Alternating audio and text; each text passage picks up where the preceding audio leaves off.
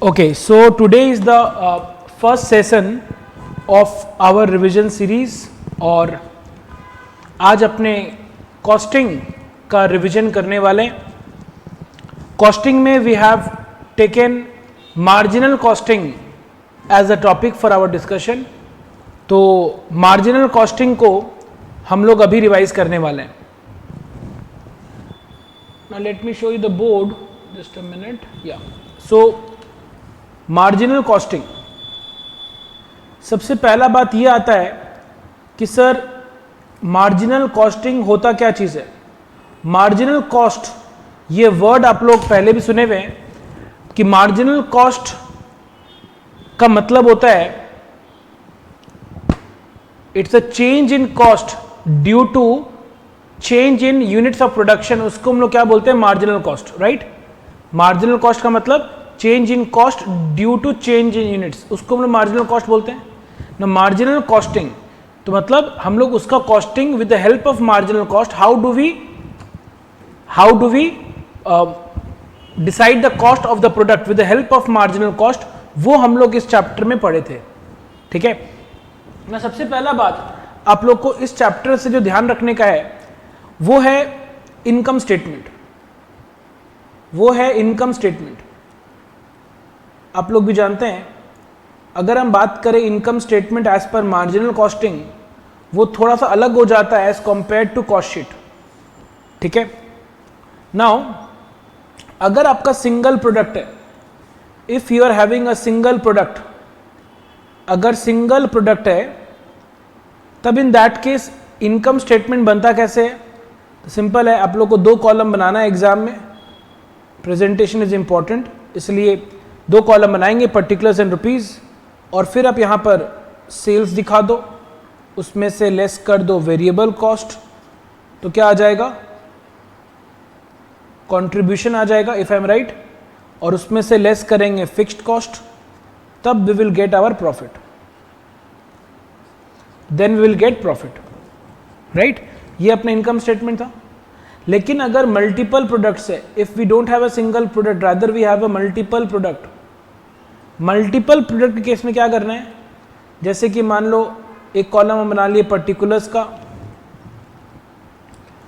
और मान लो we have 3 products, product 1, product 2 and product 3, तो हम लोग इसमें क्या करेंगे ना, एक और कॉलम बना लेंगे टोटल का भी। ठीक है ना। तब इसमें क्या करेंगे, हर एक प्रोडक्ट का जो सेल्स है उसको लिखेंगे और सबका सेल्स को जोड़ के टोटल जो है वो भी लिखेंगे।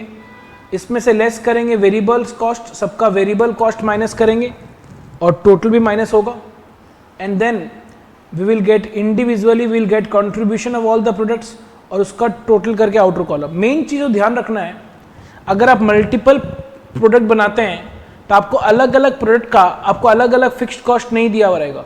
फिक्स्ड कॉस्ट हमेशा टोटल में ही दिया हुआ रहेगा, तो उसको सिर्फ टोटल वाले कॉलम में लेना है, एंड देन जाके आपको ओवरऑल प्रॉफिट मिलेगा। ये बात ध्यान रखने का है। तो is it clear, single product में इनकम स्टेटमेंट कैसे बनेगा और मल्टीपल प्रोडक्ट में इनकम स्टेटमेंट कैसे बनेगा, यस और नो। नाउ इसके अलावा जो ध्यान रखना है, सबसे इंपॉर्टेंट टर्म यहां जो आता है वो है कंट्रीब्यूशन। सबसे इंपॉर्टेंट टर्म यहां जो आता है वो है कंट्रीब्यूशन। कंट्रीब्यूशन कैसे निकल सकता है, सिंपल है सर, सेल्स में से वेरिएबल कॉस्ट अगर माइनस कर लेंगे तो कंट्रीब्यूशन मिल जाएगा। अच्छा, या फिर अगर आपको कंट्रीब्यूशन पर यूनिट चाहिए, कंट्रीब्यूशन पर यूनिट, तो we can say selling price minus variable cost per unit, selling price minus variable cost per unit. और तब अगर तुमको टोटल कंट्रीब्यूशन चाहिए तब तो सिंपल है, नंबर ऑफ यूनिट सोल्ड, और उसको अगर मल्टीप्लाई कर लेंगे कंट्रीब्यूशन पर यूनिट से, तो अपने को क्या मिल जाएगा, टोटल कंट्रीब्यूशन। Very simple. अच्छा, आप लोग को याद है कंट्रीब्यूशन में से फिक्स्ड कॉस्ट माइनस करने से अगर प्रॉफिट आता है तो ऑब्वियसली कंट्रीब्यूशन का एक और फॉर्मूला बोल सकते हैं, contribution equal to fixed cost plus profit, right. Contribution क्या हो जाएगा, फिक्स्ड कॉस्ट प्लस प्रॉफिट। तो ये सारा तरीका है जिससे हम लोग क्या निकाल सकते हैं, कंट्रीब्यूशन निकाल सकते हैं। अब आपको सम में कोई भी एक चीज दे सकता है, किसी भी तरीके से निकालना पड़ सकता है contribution. Similarly, variable cost, when I am talking about variable cost, I am talking only about variable production cost या फिर all the variable cost. When I am talking about variable cost, we are discussing about all the variable cost या only variable production cost. We are talking about what? Yes, we are talking about all the variable cost कि only the production cost.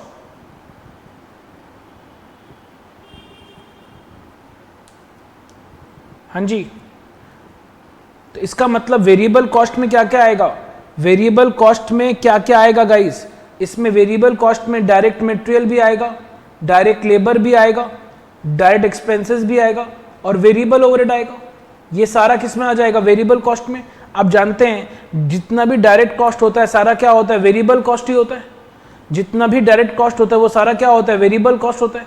That means direct material, direct labour, direct expense और variable overhead, इन सभी को जोड़ लेंगे तो अपने को variable cost मिलेगा।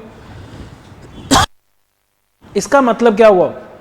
इसका मतलब क्या हुआ कि सर अगर आपको वेरिएबल कॉस्ट जानना है तो सेल्स में से अगर आप कंट्रीब्यूशन को माइनस कर देंगे तो अपने को क्या मिल जाएगा? वेरिएबल कॉस्ट मिल जाएगा। या फिर आप पहले वेरिएबल कॉस्ट पर यूनिट निकाल लो।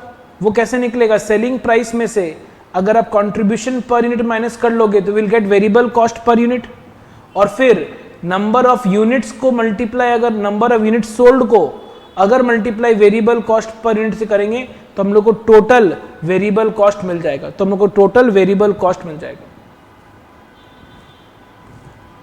एक और इंपॉर्टेंट टर्म यहां जो आता है that is what? PV ratio. PV ratio, PV ratio को एक और नाम से बुलाते हैं हम लोग, क्या चीज? Contribution ratio. इसका एक और नाम होता है वेरिएबल प्रॉफिट रेशियो। क्या नाम है एक और?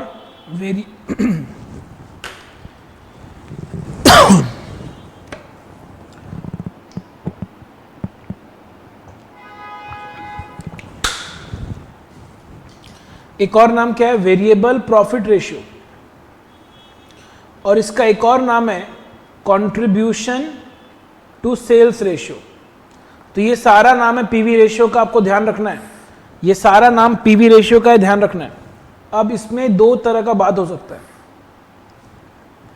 तुमको देखना पड़ेगा कि if one set of information is given, अगर एक सेट ऑफ इंफॉर्मेशन दिया हुआ है क्या, या फिर two sets of information are given, two sets of information are given.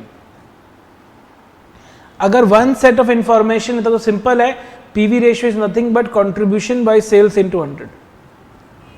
But अगर टू सेट्स ऑफ इंफॉर्मेशन मतलब दो साल का, 2020 और 2021 दोनों साल का इंफॉर्मेशन अगर दिया हुआ है तब तुम क्या करना? Change in contribution by change in sales into 100। Change in contribution by change in sales into 100। Change in contribution by change in sales into 100। या फिर प्रॉफिट भी अगर आप जानते हैं जो चेंज इन कंट्रीब्यूशन है वही चेंज इन प्रॉफिट है, तो अगर कंट्रीब्यूशन नहीं देकर प्रॉफिट दे देगा तब तुम क्या लेना? Change in profit by change in sales into 100। तो यहां पर यह ध्यान रखने का है, if contribution is not given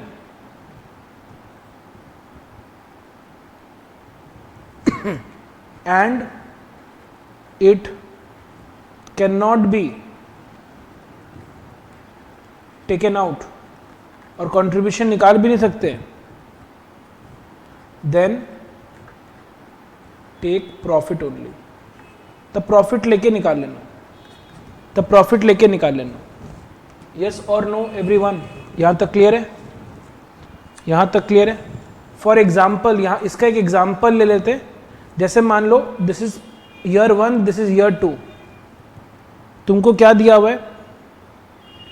तुमको क्या दिया हुआ है? प्रॉफिट दिया हुआ है। तो ईयर 1 का प्रॉफिट कितना दिया हुआ है? 10,000। और ईयर 2 का प्रॉफिट कितना दिया हुआ? 15,000। ठीक है?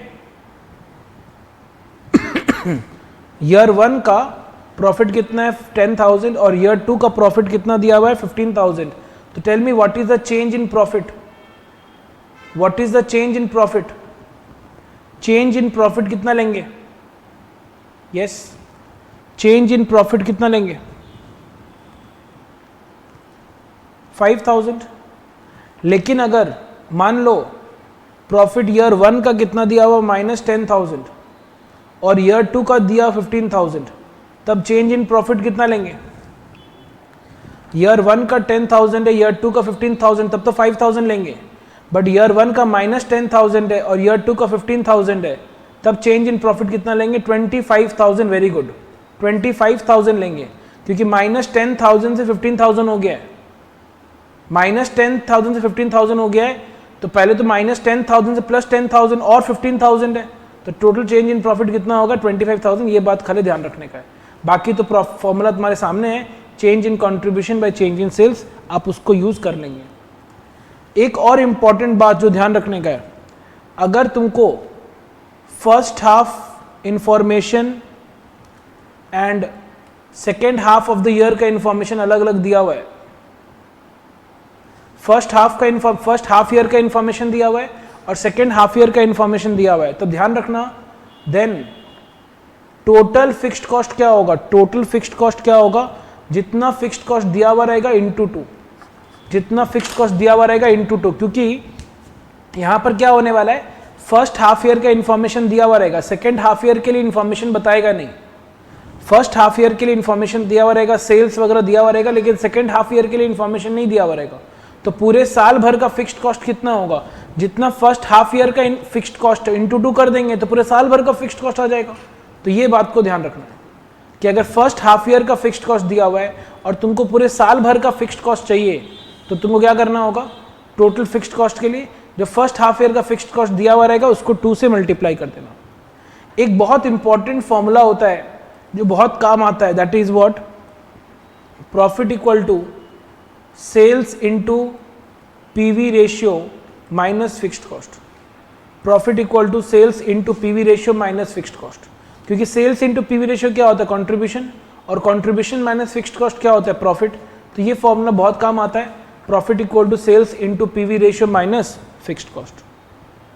एक और रिलेशन जो बहुत काम आता है, दैट इज पीवी रेशियो का percentage plus variable cost ratio का percentage is always equal to what? 100%।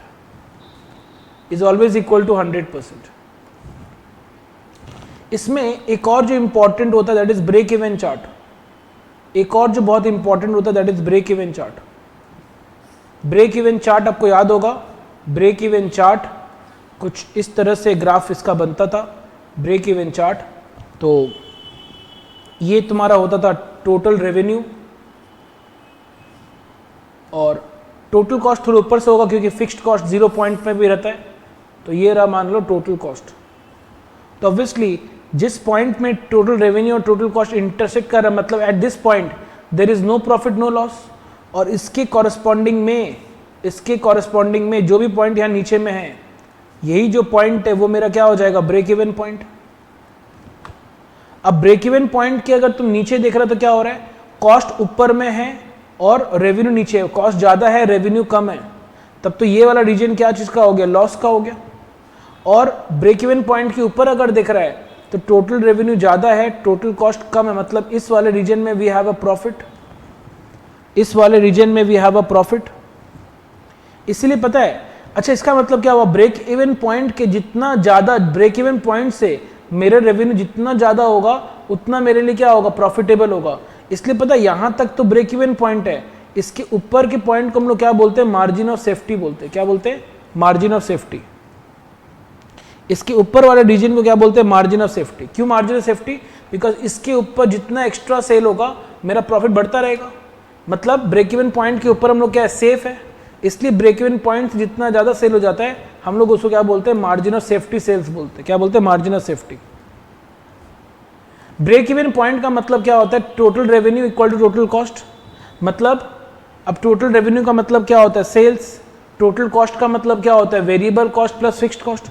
तुम यहां से अगर फॉर्मूला डिराइव करेगा ना तो तुमको ब्रेक इवन पॉइंट का फॉर्मूला क्या मिलेगा? Ultimately fixed cost by contribution per unit. आप लोग जानते हैं, हम लोग नॉर्मल क्लासेस में प्रूफ किए हुए हैं कि total revenue equal total cost. Total cost मतलब variable cost plus fixed cost, तो sales minus variable cost contribution हो जाएगा इक्वल टू फिक्स्ड कॉस्ट। तो एट ब्रेक इवन पॉइंट क्या होता है? Fixed cost is equal to contribution.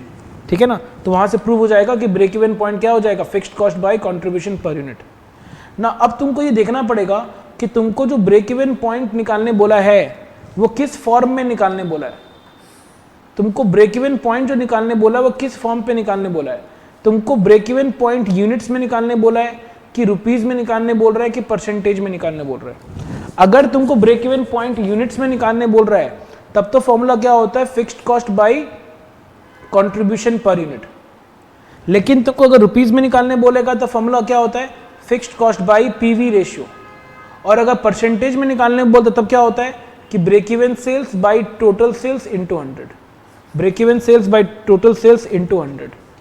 Now इसमें एक इंपॉर्टेंट चीज जो हम लोग डिस्कस किए थे एक सम के थ्रू, आपको याद होगा, इफ ओपनिंग स्टॉक अगर दिया हुआ है तो, अगर सम में ओपनिंग स्टॉक भी दिया हुआ, if opening stock is given, एक आरटीपी 2-3 बार आरटीपी में मैंने देखा भी ऐसा क्वेश्चन, और क्लास में भी हमने डिस्कस किए थे कि जब ओपनिंग स्टॉक भी दिया हुआ है तो प्रॉब्लम कहां पर है, जो ओपनिंग स्टॉक होगा उसका कॉस्टिंग कुछ और होगा, और जो तुमने इस बार प्रोडक्शन किया है उसका कॉस्टिंग कुछ और होगा। तब हम लोग क्या बात किए थे, अल्टीमेटली ब्रेक इवन पॉइंट का मतलब क्या होता है, ब्रेक इवन पॉइंट का मतलब होता है कि सर अल्टीमेटली मेरा total contribution must be equal to total fixed cost. मतलब हम लोग को टोटल कंट्रीब्यूशन कितना चाहिए, जितना मेरा फिक्स्ड कॉस्ट है उतना चाहिए। तो हमको फिक्स्ड कॉस्ट तो पता है, तो we need to make sure कि टोटल कंट्रीब्यूशन क्या हो, टोटल फिक्स्ड कॉस्ट के बराबर। और तब तुमको क्या करना पड़ता है कि सबसे पहले तुमको ये सोचना पड़ता है कि ओपनिंग स्टॉक को अगर बेचेंगे तो मेरा कंट्रीब्यूशन का कमाई कितना होगा, मेरा कंट्रीब्यूशन कितना होगा ओपनिंग स्टॉक को बेचकर। क्योंकि ओपनिंग स्टॉक का जो वेरिएबल कॉस्ट है और इस साल जो प्रोडक्शन की उसका वेरिएबल कॉस्ट अलग अलग होता है, तो ऑब्वियसली अलग अलग होगा, तो ओपनिंग स्टॉक का जो कंट्रीब्यूशन पर यूनिट होगा वो अलग होगा, और इस साल जो प्रोडक्शन की करंट ईयर प्रोडक्शन उसका जो वेरिएबल कॉस्ट है वो अलग होगा, तो दोनों का जो कंट्रीब्यूशन पर यूनिट है वो अलग अलग आएगा। हम लोग हमेशा अज्यूम करते हैं फीफो मेथड, मतलब ऑब्वियसली सबसे पहले किससे बेचेंगे, ओपनिंग स्टॉक से बेचेंगे। तो ओपनिंग स्टॉक का यूनिट्स पता है, ओपनिंग स्टॉक का कितना कंट्रीब्यूशन पर यूनिट है, मल्टीप्लाई करेंगे तो टोटल कंट्रीब्यूशन मिल गया। अब तुमको पता है टोटल फिक्स्ड कॉस्ट कितना है, that means you know how much total contribution you need. तो जब ओपनिंग स्टॉक का टोटल कंट्रीब्यूशन मिल गया तो जो balancing figure of the remaining contribution है मालूम चल जाएगा यहाँ से, और कंट्रीब्यूशन पर यूनिट मालूम चल गया, तो वहां से तुमको ये बैलेंसिंग फिगर से क्या मिलेगा कि इस साल जो प्रोड्यूस किए उसमें से कितना यूनिट चाहिए ब्रेक इवन पॉइंट के लिए, इस साल जो प्रोड्यूस किए उसमें से कितना यूनिट चाहिए फॉर ब्रेक इवन, और तब ओपनिंग स्टॉक का यूनिट्स और इसमें जो बैलेंसिंग फिगर से यूनिट्स आया दोनों को अगर ऐड कर देंगे तब हमको break even point in units मिलेगा। क्या ये कॉन्सेप्ट आप लोगों को याद आया? हम लोग एक सम इसके ऊपर किए भी थे, बोलो हाँ कि नहीं गाइस, क्या ये कॉन्सेप्ट याद आया आप लोग को? यस और नो?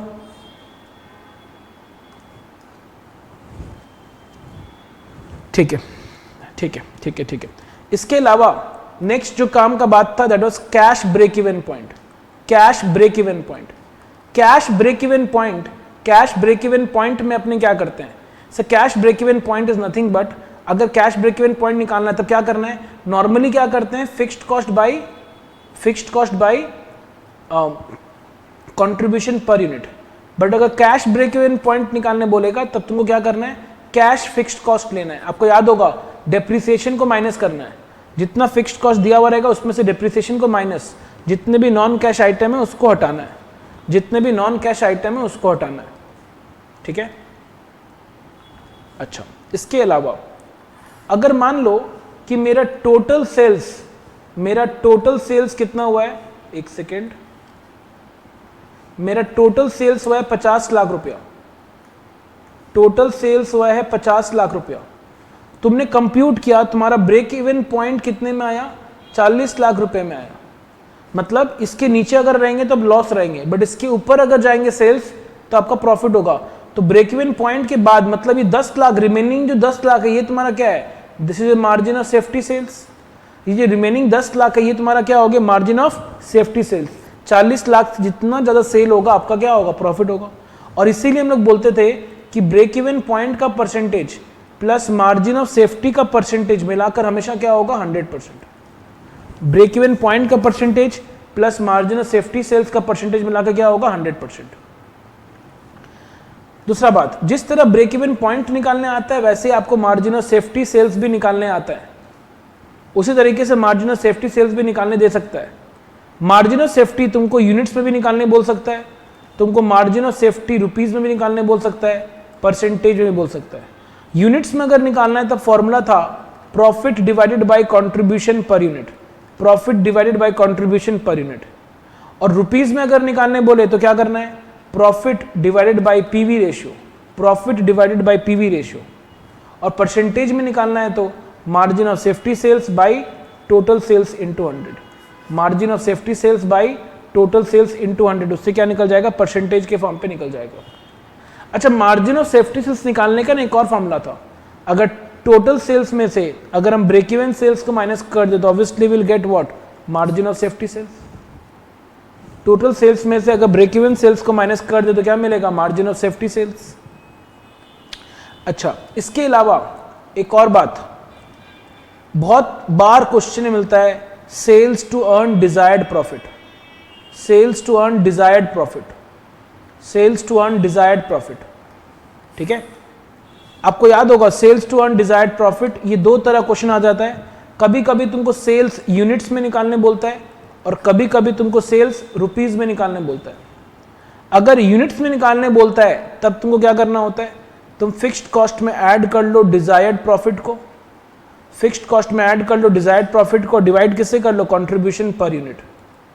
क्योंकि सिंपल है, टोटल कंट्रीब्यूशन को हम लोग कंट्रीब्यूशन पर यूनिट से डिवाइड कर रहे हैं। टोटल कंट्रीब्यूशन कैसे निकलता है, फिक्स्ड कॉस्ट प्लस प्रॉफिट, इसलिए fixed cost plus desired profit by contribution per unit. एक चीज ध्यान रखना है, desired profit always means profit before tax, always means profit before tax. कभी कभी क्वेश्चन में तुमको प्रॉफिट आफ्टर टैक्स दे देता है और तब तुमको प्रॉफिट बिफोर टैक्स निकालना पड़ेगा, that is profit after tax bye 1 minus tax rate. इससे क्या निकलेगा, प्रॉफिट बिफोर टैक्स, क्योंकि डिजायर्ड प्रॉफिट में हमेशा प्रॉफिट बिफोर टैक्स आता है। और अगर रुपीज में निकालना है, it is always fixed cost plus desired profit by PV ratio, bye PV ratio, fixed cost plus desired profit by PV ratio. इससे निकलेगा डिजायर्ड सेल्स इन रुपीज। अच्छा, इसके अलावा एक और इंपॉर्टेंट चीज, shut down point, shut down point. अगर आपको ध्यान होगा, शट डाउन पॉइंट का फॉर्मूला क्या था, शट डाउन पॉइंट का फॉर्मूला था avoidable fixed cost, avoidable fixed cost by contribution per unit. अगर आपको रुपीज यूनिट्स में निकालना है और अगर रुपीज में निकालना है तो फिर डिवाइड पीवी रेशियो से। ना what is shut down point, shut down point क्या था कि अगर आज हम बिजनेस को बंद कर देते हैं, मतलब कितना यूनिट्स हम बेचे कि चाहे हम बिजनेस बंद करें या नहीं करें कोई दिक्कत नहीं है, लेकिन अगर मेरा यूनिट्स इससे कम बिकना चालू हो जाए, शट डाउन पॉइंट से कम बिकना चालू हो जाए, तब हमको बिजनेस को बंद कर देना चाहिए। और अगर मेरा unit sale shut down point से ज्यादा अगर हो रहा है तब तो आपको बिजनेस को कंटिन्यू करना चाहिए। तो शट डाउन पॉइंट वो पॉइंट है जो तुमको ये डिसाइड करने में हेल्प करता है कि तुमको बिजनेस को कंटिन्यू करना है कि नहीं करना है। फॉर्मूला क्या, avoidable fixed cost by contribution per unit. Now fixed cost दो तरह का होता है, अवॉइडेबल एंड अनअवॉइडेबल। जैसे मान लो अगर तुम एक बार के लिए अपना फैक्ट्री को बंद कर देगा तो तुम अपने एम्प्लॉइज को बोल पाएगा कि भैया तुम कहीं और नौकरी देखो, अभी तुमको तुम्हारा रिक्वायरमेंट नहीं है। तो ये जो तुम्हारा फिक्स्ड कॉस्ट है सैलरी वाला, ये अवॉइडेबल है, तो इसलिए इसको बोलेंगे अवॉइडेबल फिक्स्ड कॉस्ट। लेकिन रेंट का बात करते हैं, फैक्ट्री का रेंट। अच्छा, फैक्ट्री का रेंट अगर तुम एक बार बोल देगा हम जगह छोड़ रहे हैं तो तुमको हो सकता दोबारा जगह नहीं मिले, तो तुम हो सकता है रेंट को कंटिन्यू करेगा। तुम रेंट को क्या करेगा, कंटिन्यू करेगा कि जैसे रेंट चल रहा चलने दो। तो वो तुम्हारा रेंट जो लग रहा है फैक्ट्री का, वो क्या हो गया, अनअवॉइडेबल फिक्स्ड कॉस्ट। तो यहां पर लेते क्या है, क्योंकि जो बच रहा है वो लेंगे ना, डिसीजन लेने में वो हेल्प करेगा। जो बच रहा है पर पैसा, तो पैसा बच रहा है उसको तो अवॉइडेबल फिक्स्ड कॉस्ट बोलेंगे, ठीक है ना। इसलिए फॉर्मूला क्या हो जाता है, avoidable fixed cost by contribution per unit. और अगर आपको रुपीज में निकालना है तो डिवाइड किससे करना है, पीवी रेशियो से, ठीक है। यस और नो। अच्छा, एक और चीज आपको अगर ध्यान होगा, स्टार्टिंग में मैंने तुमको क्या बोला था, कि सेल्स अगर मल्टीपल प्रोडक्ट है सबका इंडिविजुअली सेल्स ले लो, सबका इंडिविजुअल वेरिएबल कॉस्ट दिया हुआ रहेगा, तब आ जाए कंट्रीब्यूशन लेकिन टोटल में, और फिर फिक्स्ड कॉस्ट। ना यहाँ पर फिक्स्ड कॉस्ट अगर टोटल तुमको यहाँ पर अगर मल्टीपल प्रोडक्ट में अगर ब्रेक इवन पॉइंट निकालने बोलता है तो यहाँ पर ब्रेक इवन पॉइंट निकालने का फॉर्मूला क्या था, fixed cost divided by average contribution per unit, average contribution per unit. Fixed cost तुमको टोटल में पता है, लेकिन ये एवरेज कंट्रीब्यूशन पर यूनिट कैसे मिलेगा sir? Average contribution per unit was nothing but total contribution by total units. Total contribution मतलब ये रहा total contribution, this is your total contribution, और टोटल यूनिट्स मतलब क्वेश्चन में दिया रहेगा तीनों प्रोडक्ट का इंडिविजुअली यूनिट्स दिया हुआ रहेगा, तीनों प्रोडक्ट का इंडिविजुअली यूनिट्स हमको दिया हुआ रहेगा, तब हमको क्या मिल जाएगा, टोटल कंट्रीब्यूशन बाय टोटल। हाँ, कभी कभी क्या हो सकता है, यूनिट्स नहीं देखकर आपको रेशियो भी देता है कि तीनों प्रोडक्ट का क्वांटिटी का रेशियो है 2:3:2, तो मैंने प्रूफ किया हुआ है क्लास में कि चाहे यूनिट्स दे चाहे रेशियो दे, आंसर एवरेज तो आ ही जाएगा, ठीक है ना। तो total contribution by total units करके एवरेज कंट्रीब्यूशन पर यूनिट आएगा, और डिवाइड करेंगे तब ब्रेक इवन पॉइंट तीनों प्रोडक्ट का मिलाकर आएगा। और तुमको अगर ब्रेक इवन पॉइंट तीनों का इंडिविजुअली चाहिए तो जो यूनिट्स का रेशियो है उस रेशियो में ब्रेक इवन पॉइंट को डिस्ट्रीब्यूट कर दो तो तीनों का इंडिविजुअली ब्रेक इवन पॉइंट आ जाएगा। सिमिलरली अगर रुपीज में चाहिए तब क्या होता है, fixed cost by average PV ratio, fixed cost by average PV ratio. तो अगेन क्या करना होगा, तुमको तीनों प्रोडक्ट का तुमको एवरेज पीवी रेशियो कैसे मिलेगा, तो average PV ratio is what, total contribution ये रहा by total sales into 100, total contribution by total sales into 100, ये करने से क्या मिलेगा हमको, एवरेज पीवी रेशियो। और फिक्स्ड कॉस्ट को अगर एवरेज पीवी रेशियो से डिवाइड कर देंगे तो तुमको मिलेगा break even point in total. फिर सेल्स वैल्यू का जो रेशियो है उस रेशियो में तीनों में डिस्ट्रीब्यूट कर देंगे तो तीनों का इंडिविजुअल ब्रेक इवन पॉइंट मिलेगा, तब तीनों का इंडिविजुअल ब्रेक इवन पॉइंट मिलेगा। इसके ऊपर अपने क्वेश्चंस बहुत किए और ये इंपॉर्टेंट रहता है। Is it clear? Multiple break even point क्या क्लियर है सबको? मल्टीपल ब्रेक इवन पॉइंट क्या सबको क्लियर है? बोलो हाँ कि नहीं? Multiple break even point. Now next, इसके अलावा एक और जो काम का बात होता है that is merged plant. Merged plant एक इंपॉर्टेंट कॉन्सेप्ट आता है रिगार्डिंग मर्ज्ड प्लांट, ठीक है, जिसमें क्या होता है, होगा क्या सम में, तुमको क्या बोलेगा, दो प्लांट के बारे में बताएगा, प्लांट 1 और प्लांट 2। तुमको ये बताएगा कि प्लांट 1 ऑपरेट कर रहा है 50% में और प्लांट 2 ऑपरेट कर रहा है 70% में मान लो, ठीक है। और फिर तुमको इनका सेल्स दिया हुआ रहेगा, वेरिएबल कॉस्ट दिया हुआ रहेगा और तुमको दोनों का फिक्स्ड कॉस्ट भी दिया हुआ रहेगा, ठीक है ना। तो हम लोग को करना क्या पड़ेगा, तुमको अब क्या बोल रहा है, ये दोनों क्या हो रहा है, मर्ज कर जा रहा है, ये दोनों प्लांट को मर्ज करना है तुमको। तो मर्ज करना है तो तुमको उसके लिए क्या करना पड़ेगा, अब एक 50% में अगर ऑपरेट कर और एक 70% में ऑपरेट कर, दोनों का ऐसे मर्ज कर नहीं सकते, तो तुमको करना क्या पड़ेगा, तुमको प्लांट 1 और प्लांट 2 दोनों बनाना पड़ेगा एट 100%, क्योंकि दोनों का लेवल सेम होना चाहिए। तो 50% के लिए सेल्स अगर इतना है तो 100% के लिए सेल्स कितना होगा वो निकाल लेना। सिमिलरली 70% के लिए सेल्स इतना है तो 100% के लिए कितना होगा वो निकाल लेना। अच्छा, इसमें ना एक और कॉलम बनाते हैं हम लोग, किसका, मर्ज प्लांट का। अब तुम दोनों को जोड़ सकते हैं, एज अब दोनों फिगर 100% में, अब तुम जोड़ लो तो तुमको टोटल सेल्स मिल जाएगा मर्ज प्लांट का। सिमिलरली वेरिएबल कॉस्ट 50% के लिए इतना है तो 100% के लिए निकालना पड़ेगा, 70% के लिए इतना है तो 100% के लिए कितना वो निकालना पड़ेगा, तब दोनों को जोड़ के मर्ज प्लांट का मिल जाएगा। तुम इन दोनों को लेस कर देगा तो तुमको क्या मिलेगा, कंट्रीब्यूशन मिलेगा। अच्छा, फिक्स्ड कॉस्ट चाहे तुम कितना यूनिट्स बनाओ, फिक्स्ड कॉस्ट तो वही रहेगा, तो जो दोनों का फिक्स्ड कॉस्ट दिया वही फिक्स्ड कॉस्ट को यहाँ कॉपी करना है और वही मर्ज प्लांट का बन जाएगा, और तब फाइनली तुमको मर्ज प्लांट का कितना प्रॉफिट है वो तुमको मिलेगा। याद आ रहा है ये बात? एक सम किए हुए अपने, टेलर वाला सम जो था वो सम किए हुए अपने इसके ऊपर, मर्ज प्लांट के ऊपर, टेलर और समथिंग नाम था, ठीक है। तो ये भी एक कॉन्सेप्ट होता है इस चैप्टर में जिसके ऊपर सम रह सकता है। इसके अलावा एक और जो इंपॉर्टेंट तुम्हारा कॉन्सेप्ट इस चैप्टर में तुमको मिलेगा वो है क्या, वो है regarding decision as to product mix. Decision as to product mix मतलब तुमको डिसीजन मेकिंग का बात करेगा, डिसीजन मेकिंग का बात होगा। डिसीजन मेकिंग क्या चीज का, कि कौन सा प्रोडक्ट कितना बनाएं या कौन सा प्रोडक्ट कितना बेचें। अब इसमें दो तरह का क्वेश्चन हो सकता है, एक नो की फैक्टर, आपको याद है लिमिटिंग फैक्टर, एक हो सकता है विदाउट एनी की फैक्टर्स, और दूसरा हो सकता है presence of limiting factor, presence of limiting factor, presence of limiting factor. ठीक है, अगर की फैक्टर है ही नहीं सम में, अगर देर इज नो की फैक्टर, तब तो डिसीजन मेकिंग कैसे करना है, डिसीजन का तुम्हारा क्राइटेरिया क्या रहेगा, तब तुम्हारा डिसीजन का क्राइटेरिया क्या रहेगा, तुमको सिंपली कंट्रीब्यूशन पर यूनिट निकालना है, जिसका कंट्रीब्यूशन पर यूनिट सबसे हाईएस्ट रहेगा उसको रैंक 1, जिसका second highest rank 2 and so on, और जिसका रैंक 1 आएगा उसको ज्यादा प्रोड्यूस करना है, जिसका रैंक 2 आएगा उसको कम प्रोड्यूस करना है। लेकिन अगर लिमिटिंग फैक्टर है, कोई स्केयर्स है रिसोर्सेस, तब तुमको क्या निकालना है, तब तुमको कंट्रीब्यूशन पर यूनिट नहीं निकालना है, तब तुमको contribution per unit of limiting factor निकालना है, तब तुमको contribution per unit of limiting factor निकालना है और उसके बेसिस में रैंक देना है ना। ये वाला जो पॉइंट है ना लिमिटिंग फैक्टर वाला, ये इंपॉर्टेंट होता है, इसीलिए हम इसके ऊपर ना एक एग्जांपल ले रहे हैं, हम इसीलिए इसके ऊपर एक एग्जांपल ले रहे हैं, because this topic is important from this November 22 term. For this November 22 मेरे लिए limiting factor is the most important point, इसलिए मैं एक एग्जांपल ले रहा हूं इसके ऊपर।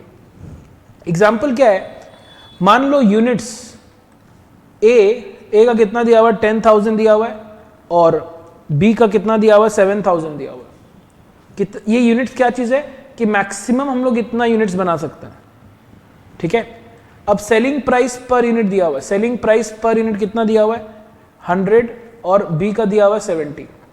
वेरिएबल कॉस्ट पर यूनिट कितना दिया हुआ है 60 दिया हुआ है, और ये कितना दिया 40 दिया हुआ है। ठीक है, अब पहला हम केस का बात कर रहे हैं, पहला केस जहां पर no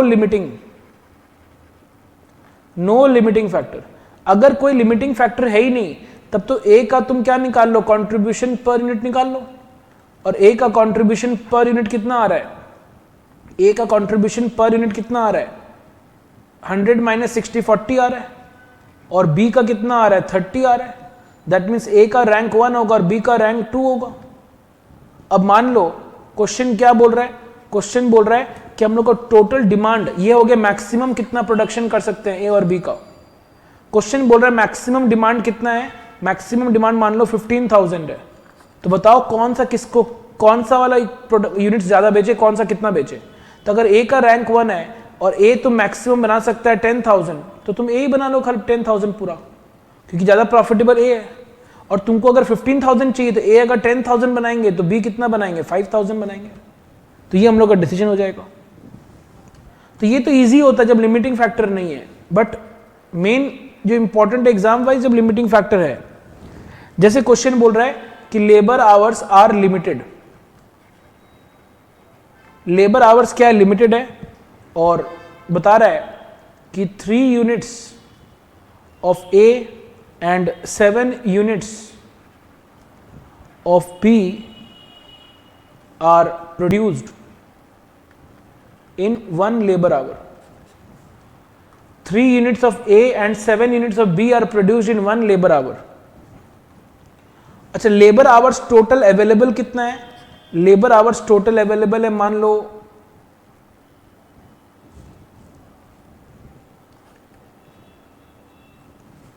65,000। Labour hours total available कितना है 65,000। तो हम लोग सबसे पहले ये चेक करते हैं क्या लेबर आवर्स में स्कैरसिटी है कि नहीं है, लेबर आवर्स में स्कैरसिटी है कि नहीं है। तो मैक्सिमम लेबर आवर्स कितना होता, मैक्सिमम लेबर आवर्स कितना होता ए का और बी का। अगर ए का बात करें तो अगर 3 यूनिट्स बन सकता है 1 घंटे में, 3 यूनिट्स इन 1 लेबर आवर। अच्छा, हम लोग ऐसे लिखिए क्या, 1 minute, 3 units of A R produce in 1 labour our. 1 minute, तब तो थोड़ा सा चेंज करना पड़ेगा, तब थोड़ा सा चेंज करना होगा, तब लेबर आवर्स अवेलेबल 65,000 बहुत ज्यादा हो जाएगा। 1 सेकेंड,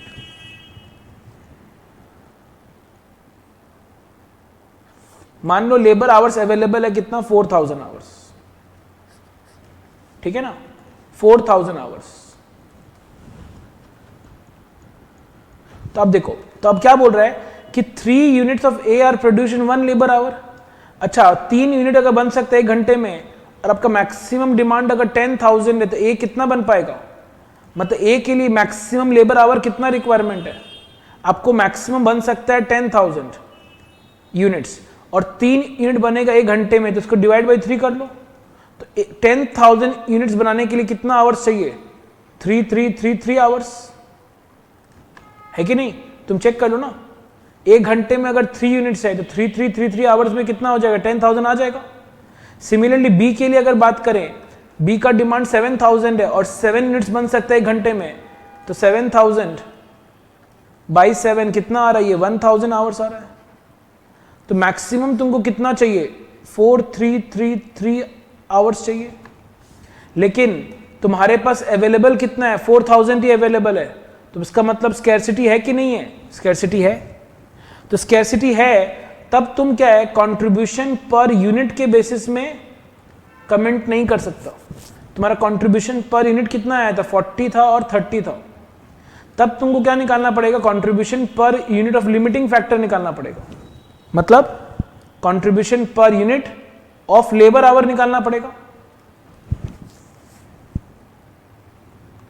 मतलब तुमको यहां पर क्या निकालना पड़ेगा, कंट्रीब्यूशन पर लेबर आवर निकालना पड़ेगा।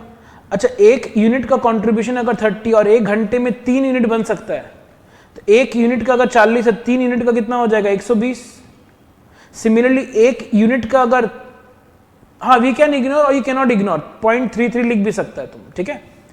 और 1 यूनिट बनाने के 30 कंट्रीब्यूशन है, तो 7 यूनिट के लिए कितना होगा, 210, क्योंकि 1 घंटे में 7 यूनिट है, तो पर आवर निकाले। तो अब देखो बी का क्या हो गया, रैंक 1 हो गया, और ए का क्या हो गया, रैंक 2 हो गया।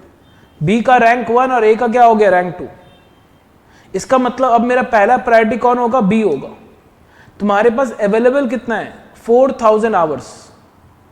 तुम्हारे पास अवेलेबल कितना है, 4,000 आवर्स, बट बी के लिए मैक्सिमम कितना चाहिए, 1,000 आवर्स। और अगर बी का रैंक 1 है तो पूरा जितना रिक्वायरमेंट है बी को 1,000 आवर्स उतना यूज करो। तुम्हारे पास अवेलेबल अगर 4,000 है, जिसमें से 1,000 तो बी यूज कर लेगा, तब ए कितना यूज कर पाएगा, सिर्फ 3,000 आवर्स यूज कर पाएगा। अब 1 घंटे में बी कितना, 1 घंटे में बी कितना बनाएगा, 7 यूनिट बनाएगा, तो 1000 घंटे में कितना बनाएगा, 7,000 यूनिट्स। और ए के लिए 1 घंटे में 3 यूनिट है, तो 3,000 घंटे में वो कितना बनाएगा, 9,000 यूनिट्स। तो अब हम लोग को प्रोडक्ट मिक्स मिला कि बी कितना बनना चाहिए, 7,000 और ए कितना बनना चाहिए, 9,000। बी बनना चाहिए 7,000 और ए कितना बनना चाहिए, 9,000। समझ में आया। और ये जो कॉन्सेप्ट है, ये जो कॉन्सेप्ट है लिमिटिंग फैक्टर का, ये सबसे इंपॉर्टेंट है from your examination point of view in this chapter, ठीक है। So this was all about the all the concept, जो मार्जिनल कॉस्टिंग में है वो सारा हम लोग इसमें कवर किए हैं, ठीक है।